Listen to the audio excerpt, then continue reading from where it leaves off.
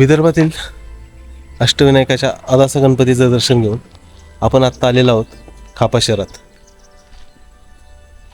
खापा शहरातील खापा किल्ल्यावर आपण सध्या आलेलो आहोत.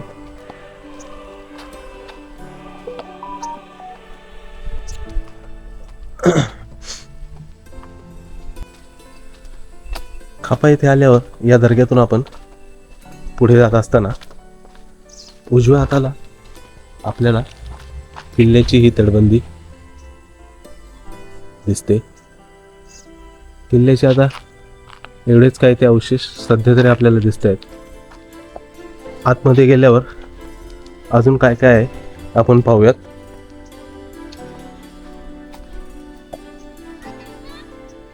दर्ग्याचे हे प्रवेशद्वार.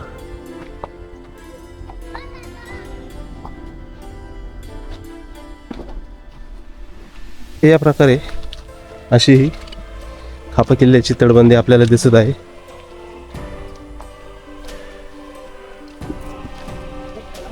चौकोनी आकारातला हा खापा किल्ला आहे.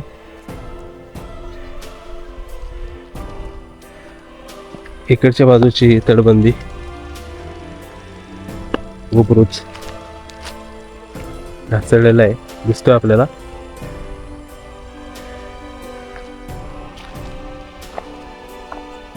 या तटबंदीच्या बाजूने आपण पुढे जाऊन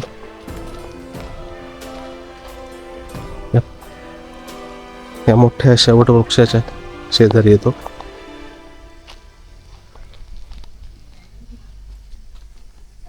इथे हा दर्गा आपल्याला दिसत आहे.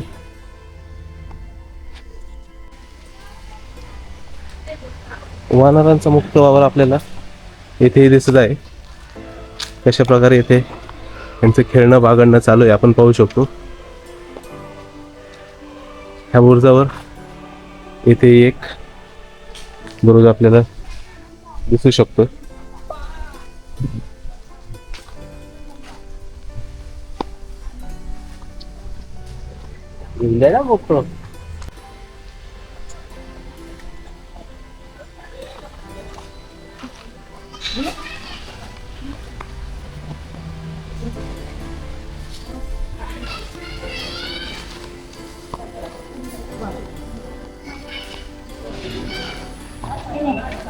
सध्या ही तटबंदी फोडून इथून आता नवीन दरवाजा करण्यात आलेला दिसतोय. खापा किल्ल्याची समोरील बाजू इथे आपल्याला हा बुरुज, ही तटबंदी, या बाजूला आणखी एक बुरुज दिसत आहे.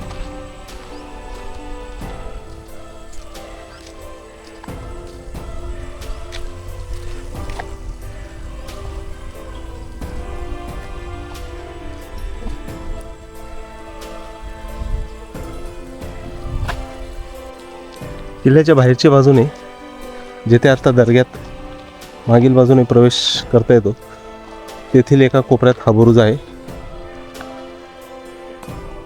आणि ह्या बुरुजाला लागून असलेली ही तटबंदी, त्यावर नव्याने झालेले बांधकाम आणि ही सुंदर अशी बुरुजांची एक रचना. अतिशय छोट्या आकारातला पण एकदम सुंदर असा हा बुरुज आहे. इथे पाहू शकतो आपण दोन बाजूला दोन उभे बुरुज उंच असे आणि मध्ये ही आयताकृती अशी ही पट्टी.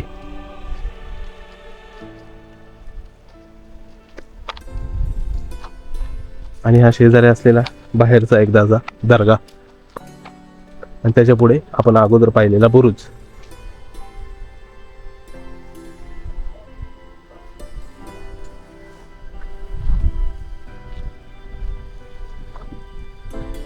खापा किल्ला छोटाच आहे.